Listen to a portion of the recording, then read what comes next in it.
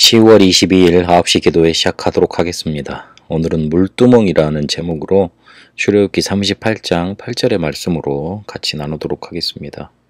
지금 광야길을 가고 있는 상황입니다. 그 속에 성막을 만드는데 성막을 어떻게 만들 것인지, 성소를 어떻게 만들고 지성소를 어떻게 만들고 거기에 들어갈 물품들 쭉 얘기하시면서 그 성소 밖에 성소 들어가기 전에 물두멍을 만들고 그리고 거울을 만들라는 얘기가 나오고 있습니다. 어렵다 그러고 힘들다 그러고 안 된다고 그럽니다. 그런데 그게 당연한 겁니다. 왜냐하면 지금 광야길을 걷고 있기 때문에 그렇습니다. 우리의 인생이 광야길과 같습니다. 구원받아서 하나님의 자녀가 되었는데 이제 하나님 나라로 가는 그 여정 속에 있습니다. 그게 광야길입니다. 그래서 아무것도 없고 누구도 도와줄 수 없고 누구에게 도움을 청할 수도 없습니다. 광야길을 가고 있는 겁니다. 그런데 하나님은 거기에서 성막 만들라고 그러셨습니다. 너희들이 광야길을 가는데 능력이 많아서 그 광야길을 이기겠니? 가진 게 많아서 그 길을 잘 헤쳐나갈 수 있겠니? 그리고 대단한 지식이 많으면 한 200만 대인이 넘는 그 사람들을 데리고 잘 이끌어서 가나안까지 갈 수 있겠니? 한 사람 한 사람 가족도 이렇게 마음을 합하기가 어려운데 너희가 알지 못하는 영적인 힘을 얻고 근본적인 힘을 얻어서 갈 수밖에 없고 되어줄 수밖에 없는 응답을 따라 그 성취를 따라가라. 그래서 제일 중요한 게 예배고 그래서 그거 할 수 있는 성막 만들라. 그렇게 말씀하시는 겁니다. 왜 교회를 만들어 놓고 왜 목사가 되려고 그러고 왜 전도하려고 그러고 그렇습니까? 눈에 보이지 않는 것 중요하기 때문에 그렇습니다. 우리가 광야길 가는 인생인데 정말 우리에게 필요한 건 먹고 살고 입는 게 아니고 눈에 보이지 않는 영적인 겁니다. 그 절대적인 그 필요한 것 중에 오늘 하나를 말씀하시는데 뭘 말씀하시냐면 물두멍을 말씀하십니다. 광야길은 당연하게 어려울 수밖에 없는 것인데 거기에 필요한 게 성막입니다. 우리에게 영적인 힘을 공급해 줄 수 있고 예배 드릴 수 있는 성막.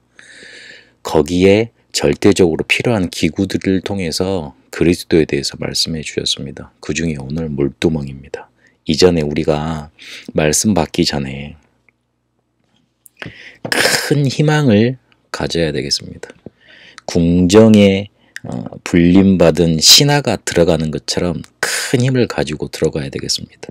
그런데 거의 대부분 우리가 어떻게 들어가냐면 낙심돼서 낙담돼서 아니면 그냥 또 드리는 예배쯤에 하나로 생각하고 들어갑니다.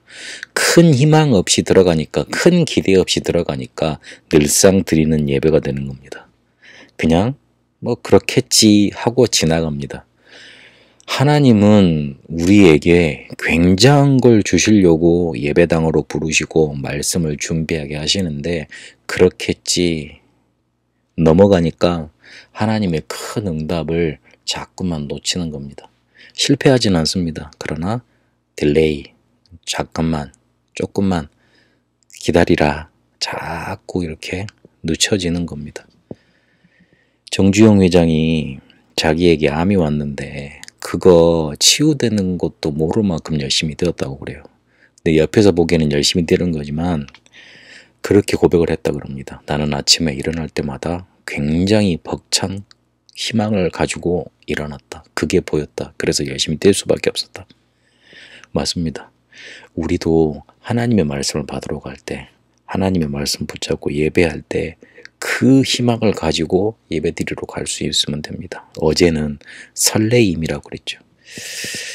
한번 여러분 사랑했을 때 한번 생각해 보세요. 결혼했을 때 한번 생각해 보세요. 누군가를 뭐 좋아하고 어떤 걸 좋아할 때 한번 생각해 보세요. 그 마음을 가지고 그 마음보다 더한 마음으로 예배가 드려지고 말씀이 붙잡혀지면 됩니다. 그러면 반드시 응답받습니다. 그러나 반대로 낙담된 마음속에서 시작한다면 나중에 결과가 어떻게 되겠습니까? 그래서 제가 물음표를 찍어놨습니다. 물두멍을 통해서 그리고 그 물두멍에 들어간 물을 통해서 우리에게 세 가지 알려주고 계십니다. 물두멍을 통해서 손 씻고 들어가고, 거기에 이렇게 흙바닥이니까 먼지 씻어내고 성소 들어오고 지성소 들어오고 그러라 그랬거든요. 그 당시에 의료체계가 없는 이스라엘 백성에게 물로 씻으라는 의미는 굉장히 큰 의미가 있습니다. 육신적으로도 전염병을 막고 병을 막는 겁니다. 지금 코로나가 유행해서 제가 차고 있는 애플워치 같은 경우에는 손만 씻으면 이렇게 몇 초 씻을 수 있도록 프로그램이 또 되어 있습니다.